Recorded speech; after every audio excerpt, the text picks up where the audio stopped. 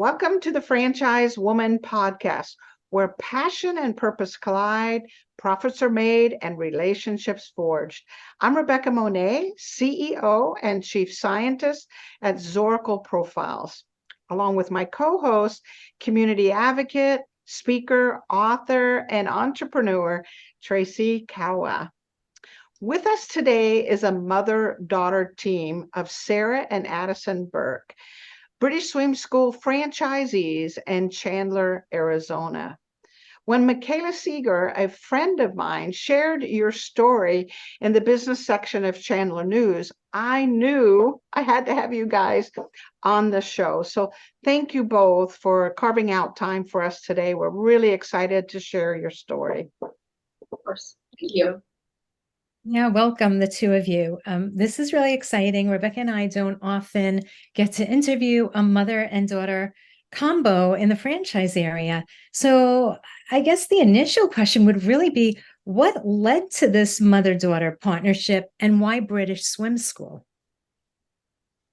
Well, when Addison was around 17 and a half, it was her junior year, and we started having a lot of conversations about what she wanted to do outside of high school, like once she was done with high school.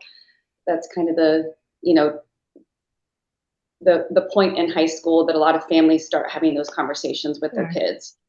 And every single conversation we had kept going back to swim, because that's something that she had always had a huge passion about. And do you want to explain how you already kind of had a little plan that you were devising on your own? Yeah. I worked at a swim school called Evo for 2 years, and I really fell in love. I was working as often as I could there, as many hours a week. And I was like, this is my passion. This is what I want to do for the rest of my life. So I started coming up with my idea for my own swim school. And I created ideas for all the different levels and whatnot. And then my mom saw me doing that, and she thought it was a really good idea for me to start a swim school. So she started talking to Michaela about possible franchises, and we just really fell in love with British Swim School because their program is amazing, one of the best programs I've ever seen. It essentially encompassed everything that she was already kind of devising in her own mind.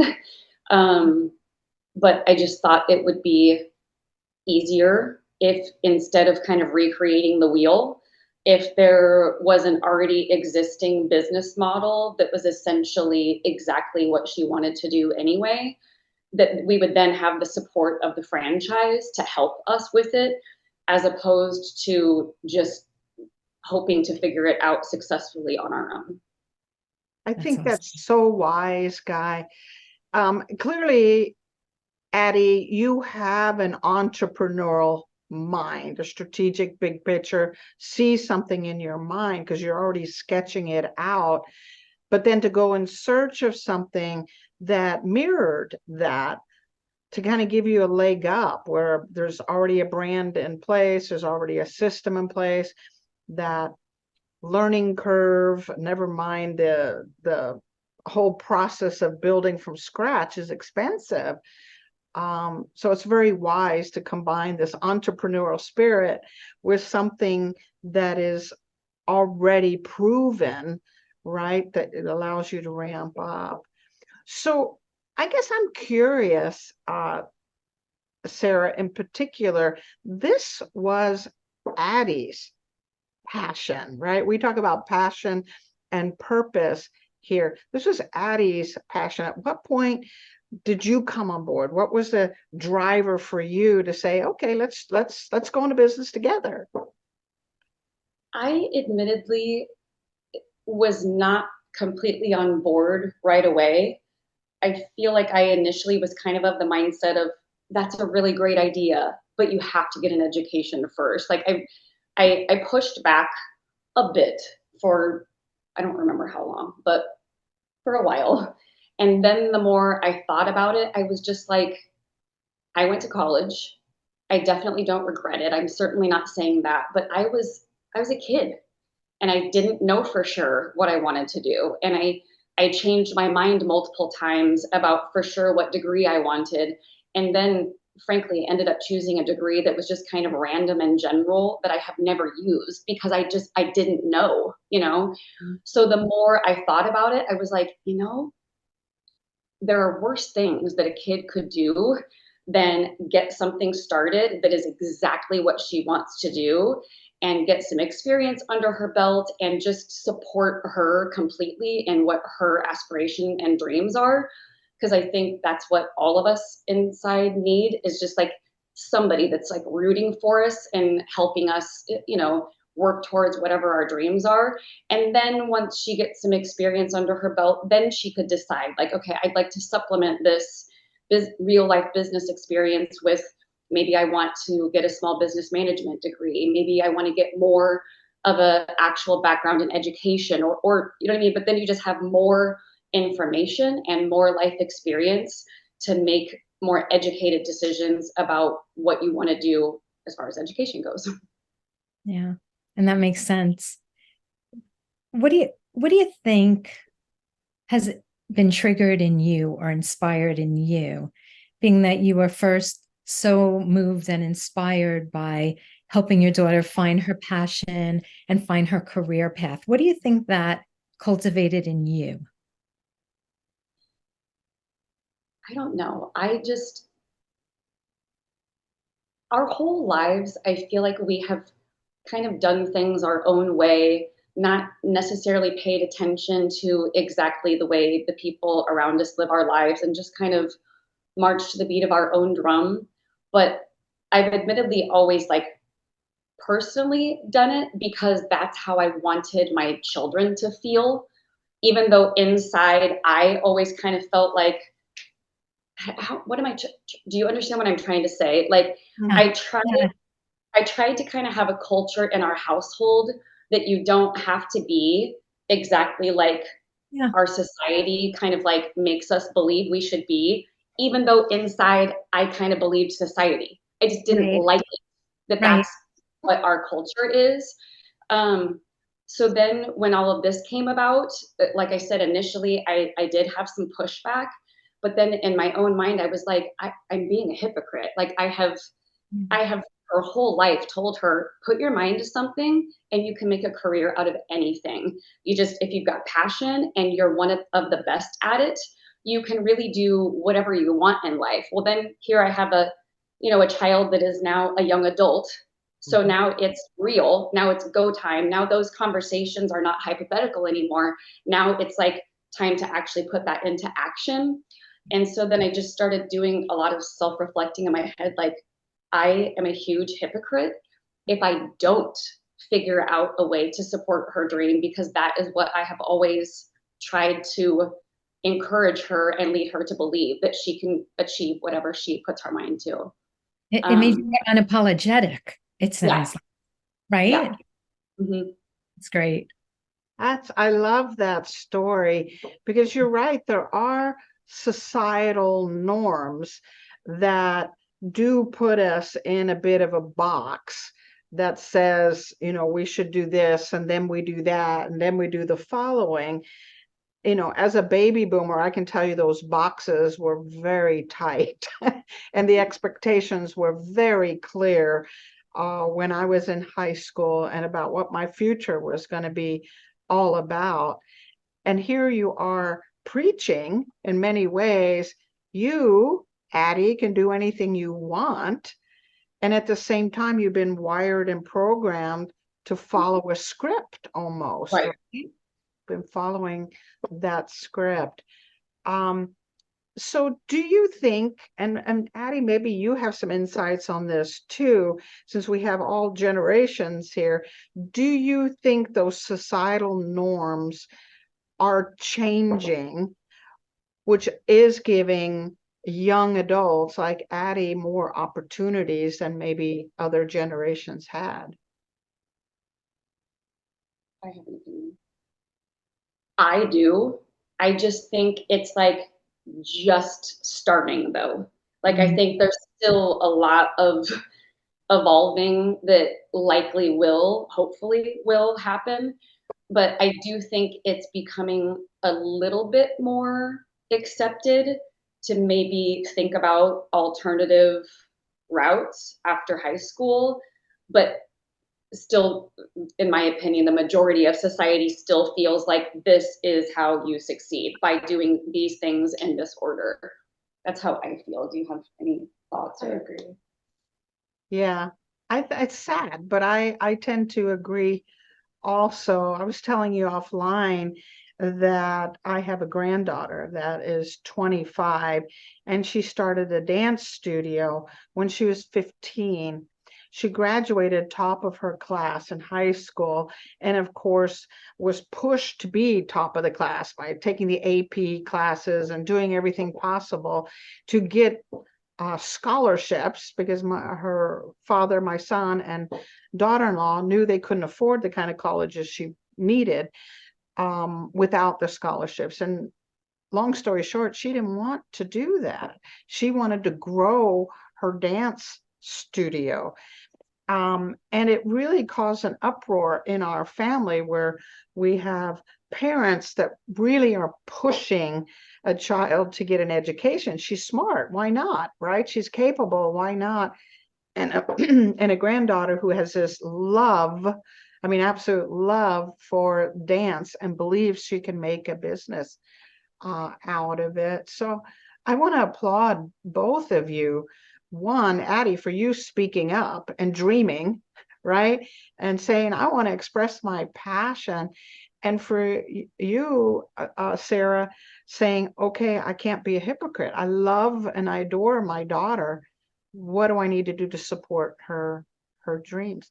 Question though, would you have done this, Sarah, if your daughter wasn't a part of this? Would you have chosen to go and be an entrepreneur, be a business owner? I genuinely do not think I would have. Um, I am an educator. I've been a music teacher for, this is year 13. And I did kind of build my own after school program within my school. Uh, so there was a little bit of a entrepreneurial like kind of side to me, but it was in a super safe, I don't know, kind of like controlled environment where the school I worked at literally kind of fed into my choirs. So it didn't feel, I wasn't really gambling anything. You know, there was no investment to be made. It was more just like, okay, make a little flyer, start after offering classes after school, people sign up, easy, right? So that's the only thing of my own that I had ever done that would be considered really entrepreneurial. I don't think it ever in a million years would have crossed my mind to look into a franchise, to consider making a financial investment for myself. I think that's just the mom in me, and maybe also just kind of like the educator in me. Like you put your heart and soul into your students, right? Like you pass your passion on to your students. Well, she's not my student. Well, she was my student, but it's like, this is the most important student I've ever had, right? Like in my classroom, but also just in life, that if I'm gonna support someone, then my two daughters are going to be the ones that get that support. So kind of taking myself out of the equation and thinking of it as like, what would I do for my child? Well, the answer is literally anything. So then it became a much easier decision to make, because it's like I believe in myself more when it's for her. Whereas if it was just for me, I think I'd be like, oh no, that's crazy. I just don't think I would have been brave enough. But as a mom, I think most moms would agree. You figure out your strengths and courage very quickly when you need to, when it's for your kids. Yeah. And it's spoken like a true societal also, like not really doing it for yourself, but doing it because you know it's going to benefit those who you love. Your other daughter, is she older or younger? Is she involved in the business, or maybe one day? Taylor is a high school senior now. She does want to be involved. initially, she wasn't sure. I mean, swim is definitely Addison's thing, or just aquatics in general has Sure. always been Addison's passion. And I didn't want to, neither of us wanted to like push it on her that she has to be involved, Sure. just because, we're deciding to, take this leap of faith. But Taylor does absolutely love working with children. She's taught with me for a good amount of time, at least a few years. She's really great with children. She's very good at communicating with parents. And now that we are up and running, she would like to be involved. So there's a position basically on the pool deck where someone like her who's really great with kids and really great with parents, like that's a role that she's hoping to kind of fall into relatively soon, because our current deck ambassador is headed to college. But up until right now, she hasn't been involved. But she's been extremely supportive and excited for us. We just, again, we didn't want to like push it on her or make her feel like she had to have involvement. That's awesome. So this is one of those news at 11. We'll have to see what happens as you build this, Right.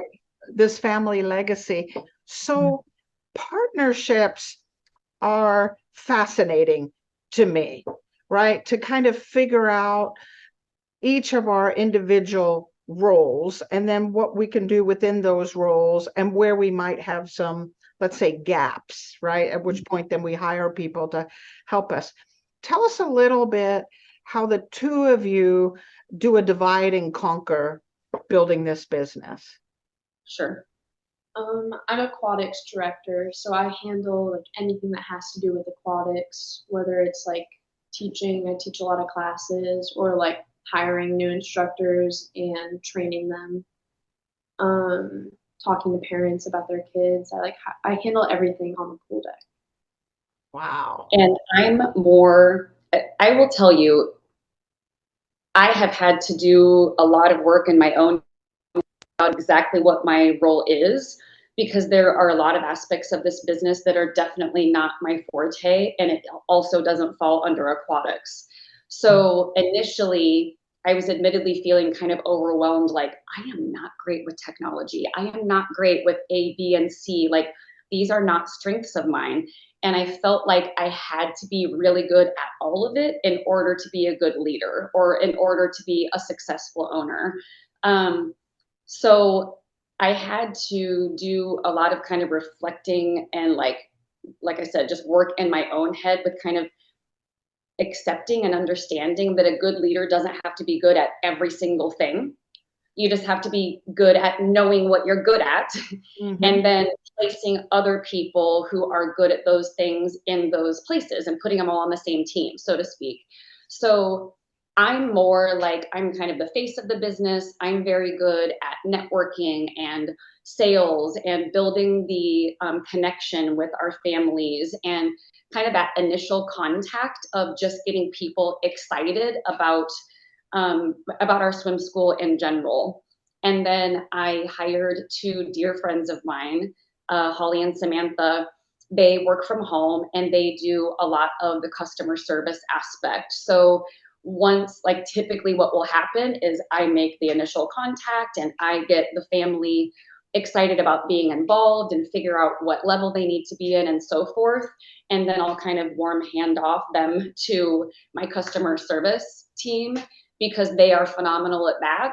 And I just would much rather like talk to people and be, I don't know, kind of like the personality of the business. And I had to just kind of accept it at a certain point. It's okay if I'm not phenomenal at this software, because I am good at these things that are also important. So it's really all of us. Like, I mean, Addison and I are kind of the main faces of the company, but it still wouldn't be possible without the support of our kind of like operations management that supports us from home. Yeah, that's great. It sounds like you have a great team and you know how to put a team together.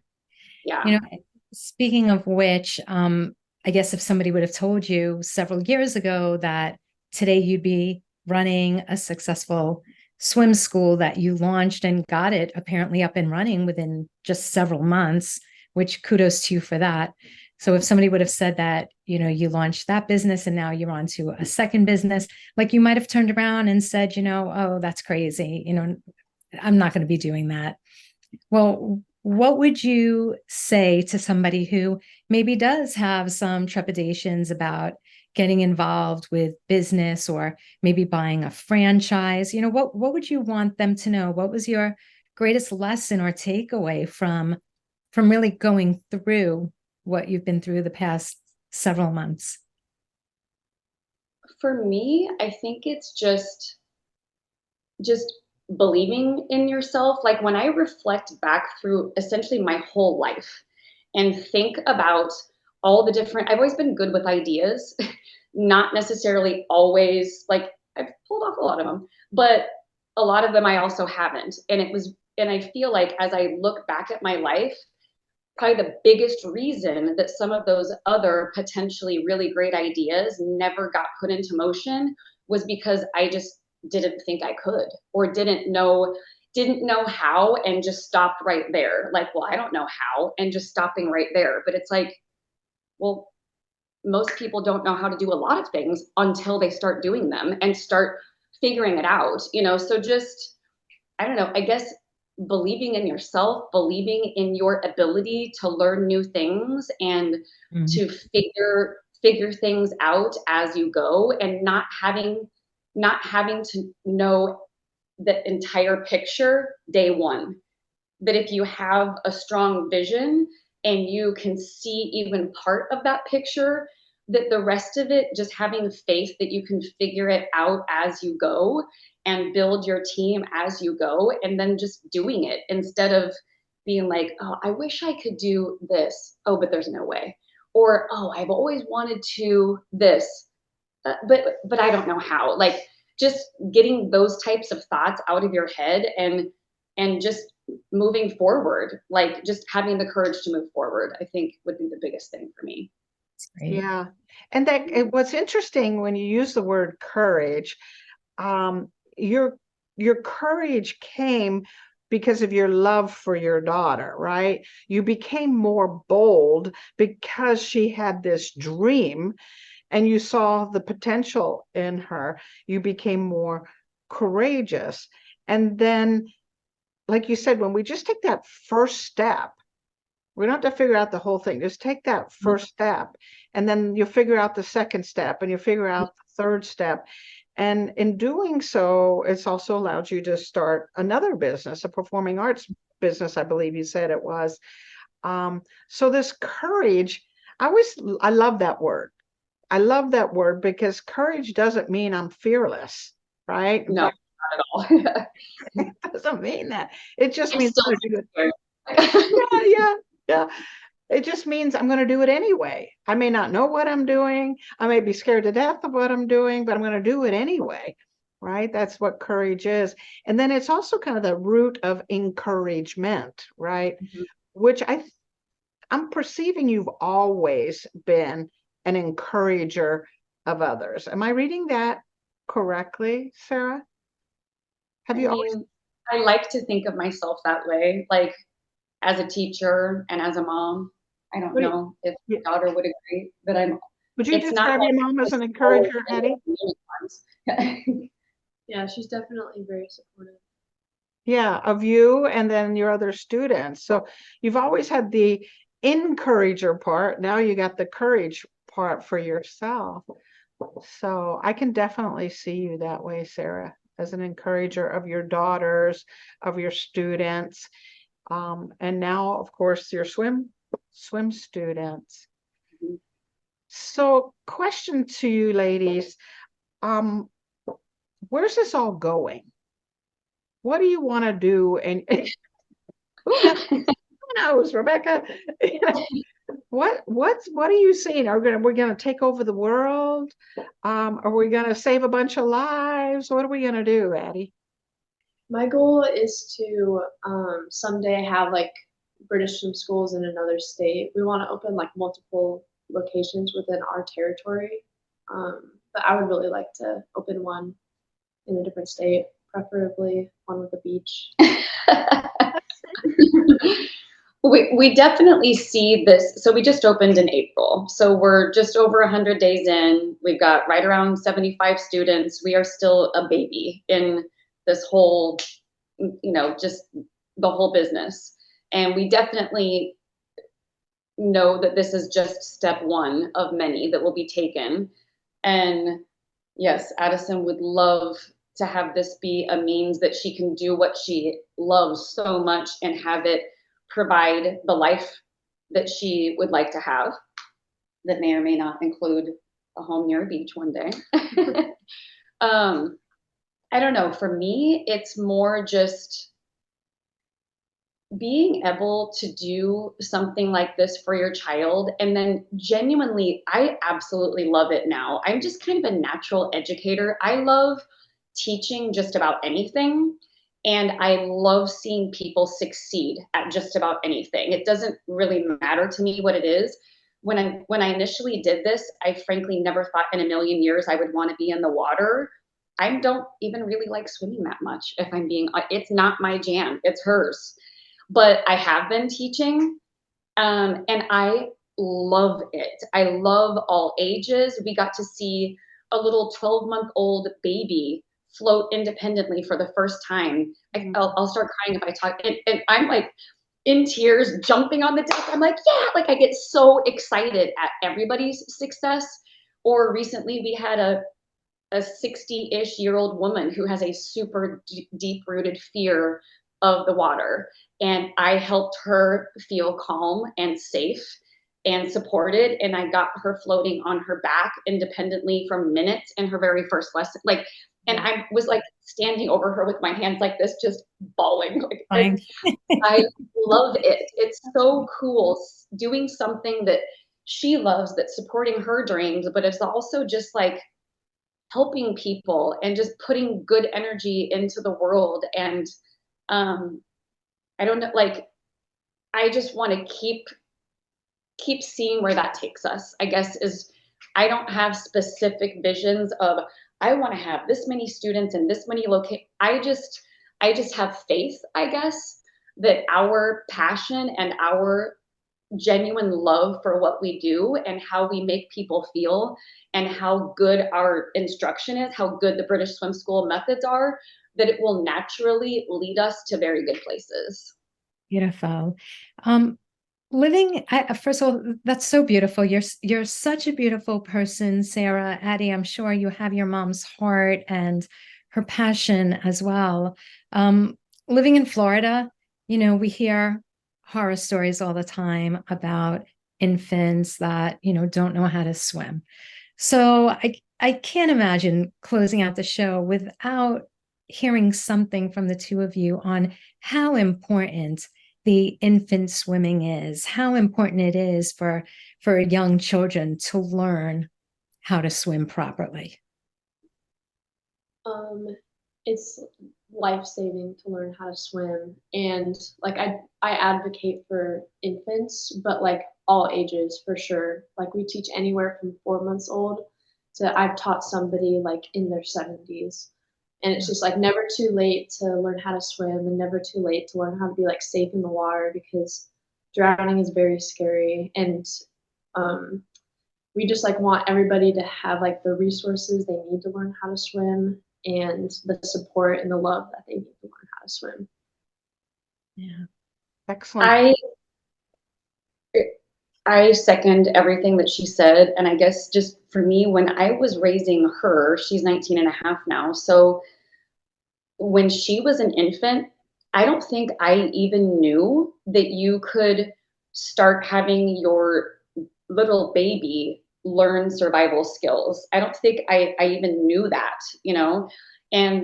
And then at whatever point I did become familiar with that, the only method I had heard of is one that's extremely aggressive, in my opinion. And I have pretty mixed feelings about that. Something that I really, really love and was one of the kind of selling points on British Swim School for us is that everything about it is meant to create a long-term love for the water while being safe. So all of it is very like Mary Poppins style. All the lessons are delivered with a big smile, and it's all very gentle and loving, and music is literally used throughout the lessons. Yeah, I think just helping people understand that once they're able to hold their heads up, at that point, you're never too young or too old to learn. Right. So glad you said that, because I am a terrible swimmer. I may have to come to Chandler and get some lessons, girls. We love that. Yeah. You know, what's fascinating to me is Addison really is the visionary. She's the visionary. She sees the big picture. She sees where things are going, and you're the executor. You're the one that puts the pieces in place because of your love for your daughter. So it's her passion, your purpose. Your purpose is to be an encourager. Your purpose is to give her the opportunities to fully express who she is as a woman. So it's just this beautiful balance. And then even the way you've organized your business, you're using the strengths that each of you have. And I can see, again, our whole show is about purpose and passion and how they collide. I have to say, we've been doing this 3 years every week.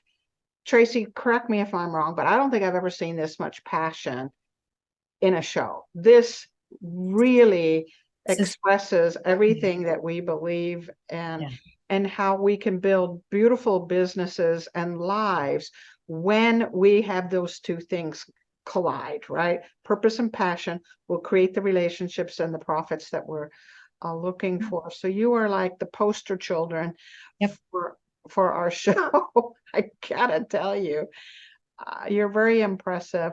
Now, I know we all have a short time here with you. So I want to make sure that folks that are local to you, that are looking for slim lessons, we need some slim lessons here. Some swim lessons. How do they get hold of you? And then also, if they're interested in franchising, how might they get hold of British Swim School? The simplest way would be just Googling British Swim School of the Valley. That's our particular location. And even just Googling like British Swim School franchise. I mean, that's everything that you need will pop up immediately to find us, or to just look into, in general, like connecting with corporate British Swim School, or getting directly in contact with Michaela Seeger, which you could get, like, because she was an incredible advocate. You know, we were kind of a unique situation because I knew exactly the type of business that we were interested in. But she had multiple options, and we really just honed in on this one in particular. But utilizing a franchise consultant to help you walk through a process like that, because you don't know what you're doing, you know, when it's not something that you're familiar with, was incredibly helpful. Agreed. Ladies, thank you for making time for us and for sharing your heart and for allowing us to see this beautiful relationship that the two of you have. I'm sure it's going to inspire many other mother-daughters and father-sons and, you know, sons and mothers to choose to go into business. So thank you for being here. We really appreciate it. Of course. And Tracy, I'm going to punt it over to you. My socks are knocked off, right? No. Can you do us a beautiful wrap up on these lovely ladies?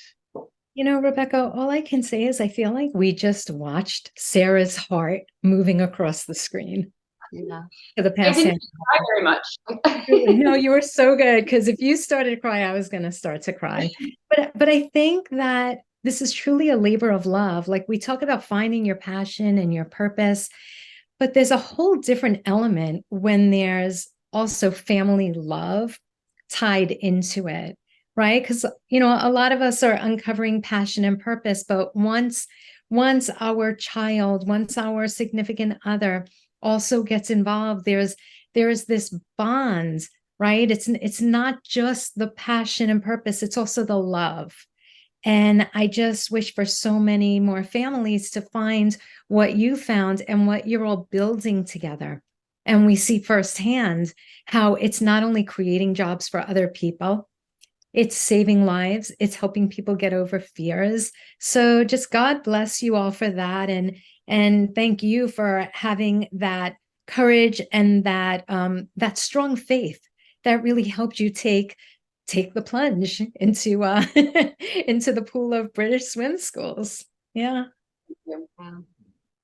Thank, thanks again, ladies. And thanks to our listeners today for listening in to the Franchise Woman podcast, where passion and purpose collide, profits are made, and relationships are forged. Make sure to share this podcast with those that you know will be inspired by it. And we'll see you next week on another episode. Thank you, ladies. Thank you.